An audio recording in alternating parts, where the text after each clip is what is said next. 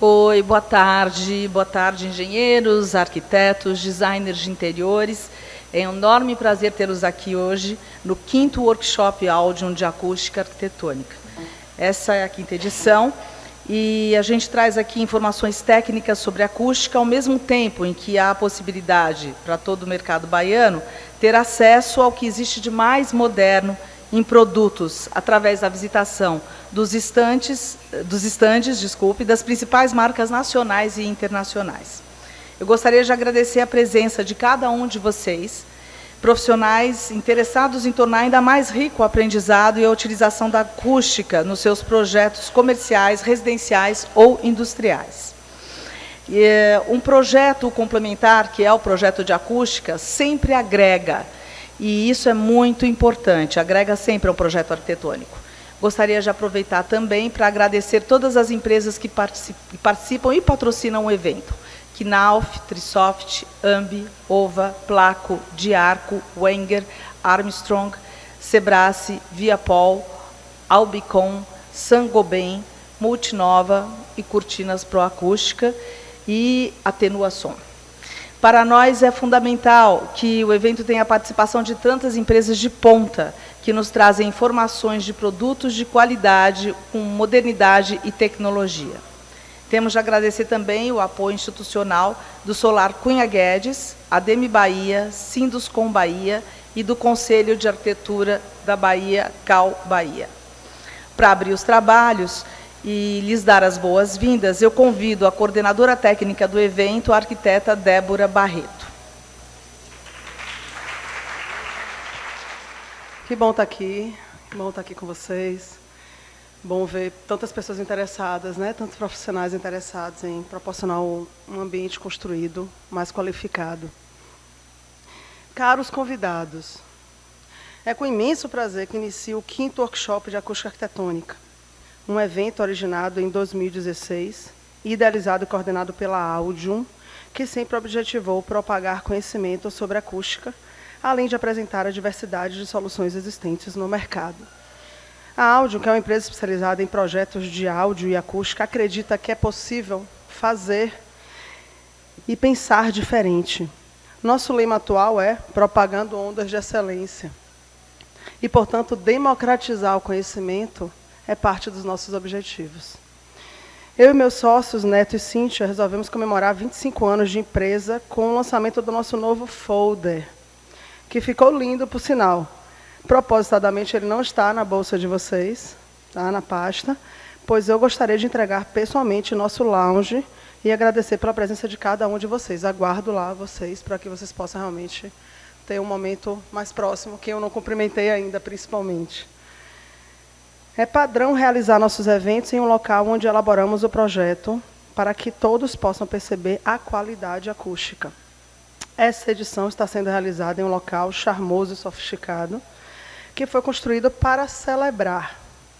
O cerimonial Solar Cunha Guedes fica em um dos poucos casarões centenários remanescentes do Corredor da Vitória, cercado de árvores centenárias. Hoje, infelizmente, como é um auditório, tá? Estão fechados por cortinas, mas para eventos, isso aqui fica aberto.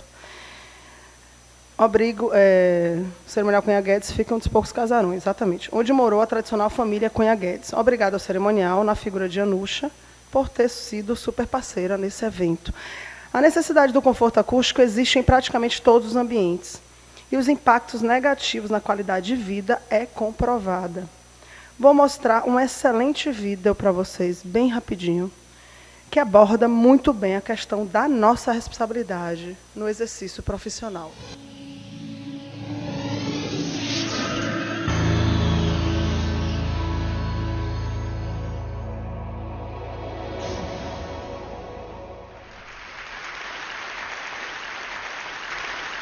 It's time to start designing for our ears.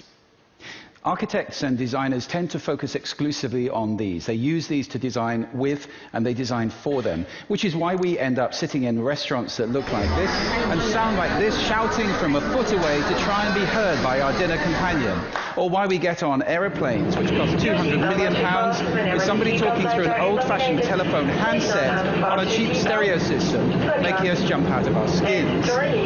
We're designing environments that make us crazy. And it's not just our quality of life which suffers. It's our health, our social behavior, and our productivity as well. How does this work? Well, two ways. First of all, ambience. I have a whole TED talk about this. Sound affects us physiologically, psychologically, cognitively, and behaviorally all the time. The sound around us is affecting us, even though we're not conscious of it. There's a second way, though, as well. That's interference. Communication requires sending and receiving. And I have another whole TED talk about the importance of conscious listening. But I can send as well as I like, and you can be brilliant conscious listeners. If the space I'm sending in is not effective, that communication can't happen. Spaces tend to include noise and acoustics. A room like this has acoustics. This one, very good acoustics. Many rooms are not so good. Let me give you some examples from a couple of areas which I think we all care about. Health and education. When I was visiting my terminally ill father in hospital, I was asking myself, how does anybody get well in a place that sounds like this? Hospital sound is getting worse all the time. Noise levels in hospitals have doubled in the last few years. And it affects not just the patients, but also the people working there. I think we would like for dispensing errors to be zero, wouldn't we? And yet, as noise levels go up, so do the errors in dispensing made by the staff in hospitals. Most of all, though, it affects the patient. And that could be you, it could be me. Sleep is absolutely crucial for recovery. It's when we regenerate, when we rebuild our cells. And with threatening noise like this going on, your body, even if you are able to sleep, your body is telling you, I'm under threat. This is dangerous. And the quality of sleep is degraded, and so is our recovery. There are just huge benefits to come from designing for the ears in our healthcare. This is an area I intend to take on this year. Education. When I see a classroom that looks like this, can you imagine how this sounds? I'm forced to ask myself a question.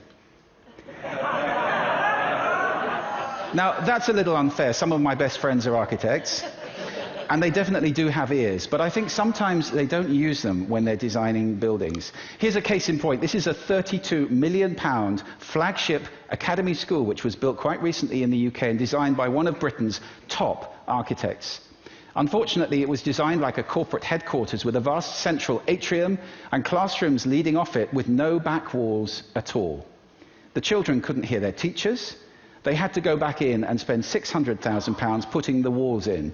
Let's stop this madness of open-plan classrooms right now, please. It's not just these modern buildings which suffer. Old-fashioned classrooms suffer too. A study in Florida just a few years ago found that if you're sitting where this photograph was taken in a classroom, row 4, speech intelligibility is just 50%. Children are losing one word in 2. Now, that doesn't mean they only get half their education, but it does mean they have to work very hard to join the dots and understand what's going on. This is affected massively by reverberation time, how reverberant a room is. In a classroom with a reverberation time of 1.2 seconds, which is pretty common, this is what it sounds like.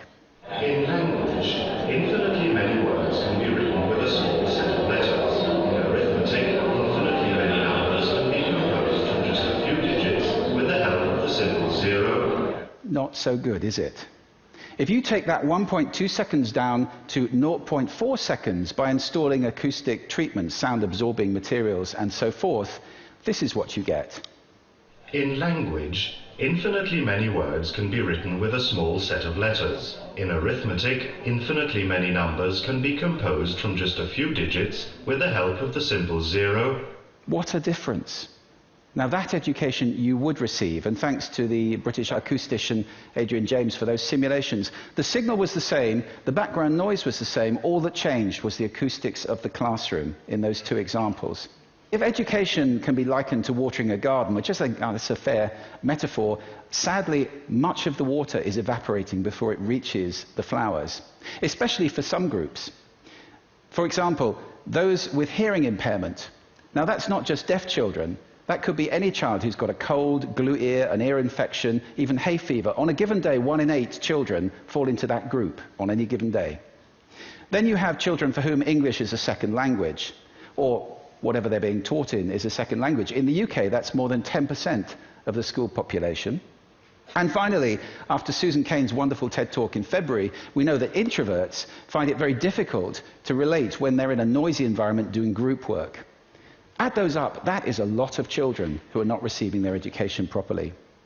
It's not just the children who are affected, though.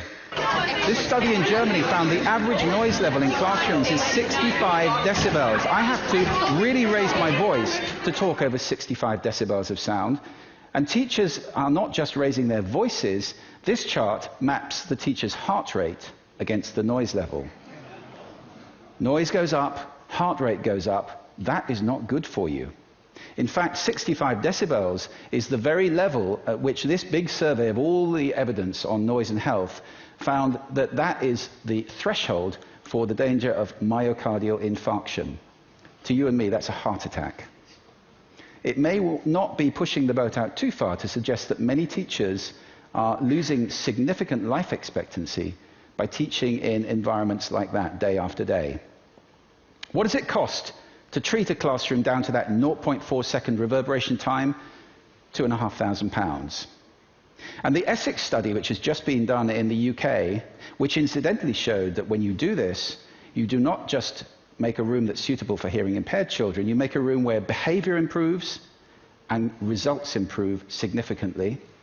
This found that sending a child out of area to a school that does have such a room, if you don't have one, costs £90,000 a year. I think the economics are pretty clear on this. I'm glad that debate is happening on this. I just moderated a major conference in London a few weeks ago called Sound Education, which brought together top acousticians, government people, teachers and so forth. We're at last starting to debate this issue, and the benefits that are available for designing for the ears in education, unbelievable. Out of that conference, incidentally, also came a free app which is designed to help children study if they're having to work at home, for example, in a noisy kitchen. And that's free out of that conference. Let's broaden the perspective a little bit and look at cities. We have urban planners. Where are the urban sound planners? I don't know of one in the world. And the opportunity is there to transform our experience in our cities. The World Health Organization estimates that 1/4 of Europe's population is having its sleep degraded by noise in cities. We can do better than that. And in our offices, we spend a lot of time at work. Where are the office sound planners? People who say, don't sit that team next to this team because they like noise and they need quiet. Or who say, don't spend all your budget on a huge screen in a conference room and then place one tiny microphone in the middle of a table for 30 people. If you can hear me, you can understand me without seeing me. If you can see me without hearing me, that does not work. So, office sound is a huge area. And incidentally, noise in offices has been shown to make people less helpful, less enjoy their teamwork, and less productive at work. Finally, we have homes. We use interior designers. Where are the interior sound designers? Hey, let's all be interior sound designers. Take on listening to our rooms and designing sound that's effective and appropriate. My friend Richard Mazouk, an architect in London, coined the phrase invisible architecture.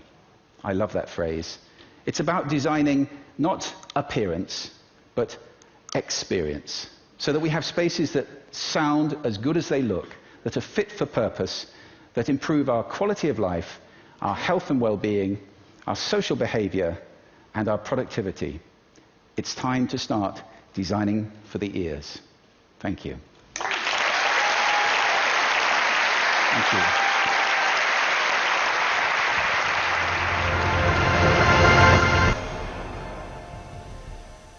Vale no mínimo pouco de reflexão, né, gente? O que eu espero é que a gente possa cada vez mais projetar experiências e não apenas aparências. Que possamos realmente ter um dia muito produtivo. Eu espero que vocês possam desfrutar de todos esses temas que serão abordados. Foram todos escolhidos temas de grande relevância da atualidade. Eu particularmente sou apaixonada pelo tema de acústica de escritórios e acústica de salas de aulas e acústica de hospitais. que ainda acho que é uma área que tem que crescer muito no nosso país, parecendo que é algo luxuoso, sofisticado, que realmente não é tão básico. Quando você olha uma pesquisa dessa, que você percebe que 50% do aprendizado do seu filho está indo o ralo abaixo, é muito sério, não é supérfluo. Tá? Eu aproveito nesse momento para agradecer a todos os palestrantes pela rica contribuição. Vocês vão ter um momento único a nível de Brasil, pela qualidade técnica do evento, em especial ao engenheiro Juan Frias, que veio lá de Madrid, mas já mora em São Paulo, né, Juan? E o professor Bento Coelho, que realmente veio de Portugal, especialmente para esse evento, que gentilmente aceitaram o meu convite. Aproveitem a oportunidade exclusiva de conhecerem todos esses materiais acústicos das principais marcas do mercado aqui expostos no salão principal. Vale ressaltar que eles vão estar abertos durante toda a tarde, durante todo o momento. Então, algum colega de vocês que de repente não possa participar do ciclo de palestras, podem avisar que eles podem dar uma circulada. Também uma oportunidade única. Essa quantidade de estandes de acústica reunidos no mesmo local, no mesmo dia, também vocês não encontram em uma outra oportunidade. Fica aqui meu muito obrigado a todas as empresas, porque sem o apoio de vocês, realmente esse evento de caráter tão especial não estaria sendo realizado. Que Deus abençoe esse grande dia. Passo agora a palavra para a querida amiga e grande designer de interiores, Lisa Lazzarini, que gentilmente se dispôs a distribuir sua simpatia conosco durante esse dia na figura de mestre de cerimônia. Lisa, o comando é novamente seu. Obrigada pela presença.